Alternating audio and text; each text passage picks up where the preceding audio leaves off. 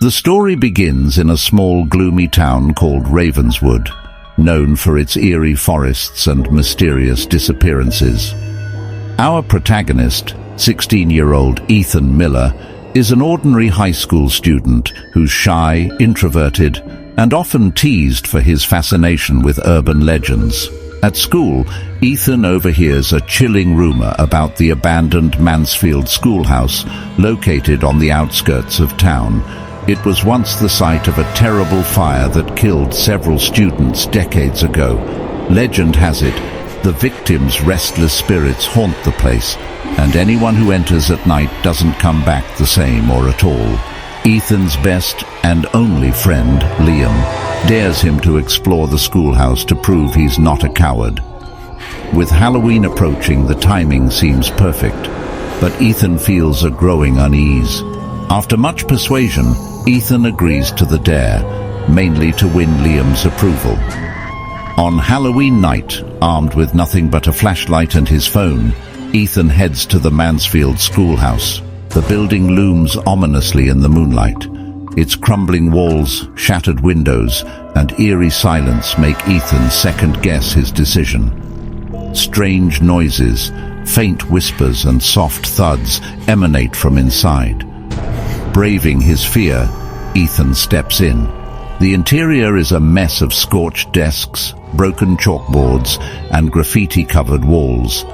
He notices a peculiar detail: the names of the fire victims etched into the floorboards.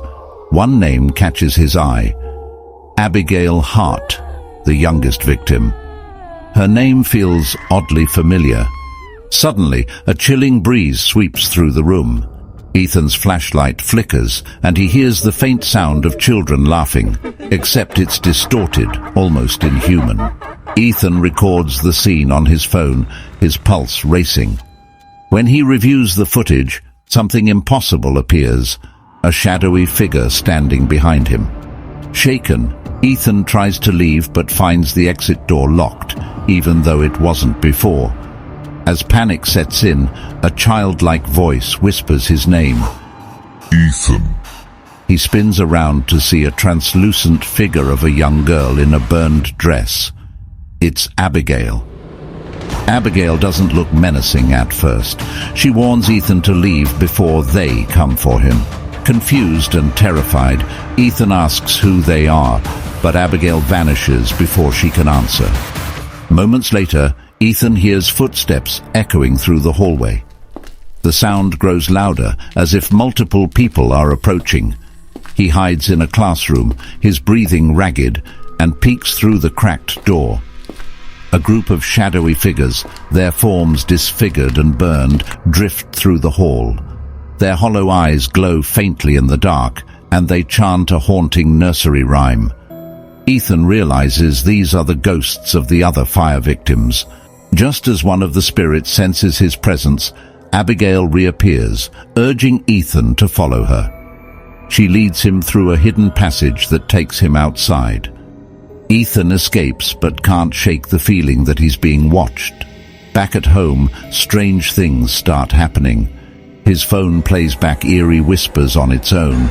Objects move slightly when he's not looking, and he sees fleeting shadows out of the corner of his eye. Desperate for answers, Ethan researches Abigail Hart and the Mansfield schoolhouse. He discovers that the fire wasn't an accident. A deranged teacher named Mr. Grayson set the blaze as part of a ritual to cleanse the children of their sins. Abigail tried to stop him, but was trapped with the others. Ethan also learns about the curse tied to the schoolhouse. Anyone who disturbs the spirits is marked. They will be haunted relentlessly until they either break the curse or join the ghostly ranks. Determined to break the curse, Ethan reaches out to Ms. Cartwright, the town's elderly historian and the only person who knows how to deal with the supernatural. She tells Ethan that to lift the curse, he must return to the schoolhouse and confront the spirits. Ethan reluctantly returns to the Mansfield schoolhouse, armed with a protective charm and guidance from Ms. Cartwright. Abigail appears again, this time more transparent and weak. She begs Ethan to free her and the others from their torment. Ethan follows her to the basement, where he discovers an old, soot-covered altar used by Mr. Grayson. As he prepares to perform the ritual to release the spirits, the room grows icy cold. The other ghosts appear, their forms more monstrous than before. They demand Ethan to leave, accusing him of desecrating their space. Abigail intervenes, protecting Ethan, but it's clear she's losing strength. The spirits reveal they've been trapped in endless suffering because Mr. Grayson's soul still lingers, feeding off their pain. If Ethan wants to end the curse, he must destroy the altar and banish Grayson's spirit. Grayson's ghost materializes, a terrifying figure of charred flesh and empty eyes. He attacks Ethan, forcing him into a battle of willpower. With Abigail's help, Ethan uses the charm to weaken Grayson and sets the altar on fire, releasing a blinding light. As the fire consumes the altar, the spirits, including Abigail, begin to fade, their faces finally at peace. Abigail thanks Ethan with a tearful smile before vanishing completely. Exhausted but relieved, Ethan escapes the schoolhouse as it collapses behind him. The curse is lifted, or so he thinks. In the days that follow, Ethan tries to return to normal life, but strange occurrences persist. His reflection occasionally lingers longer than it should in mirrors, and faint whispers echo in the wind. One night, as he's about to fall asleep, he hears Abigail's voice one last time. "Thank you, Ethan, but they're still watching." The story ends with Ethan staring at his bedroom window, where the faint outline of several shadowy figures can be seen in the darkness.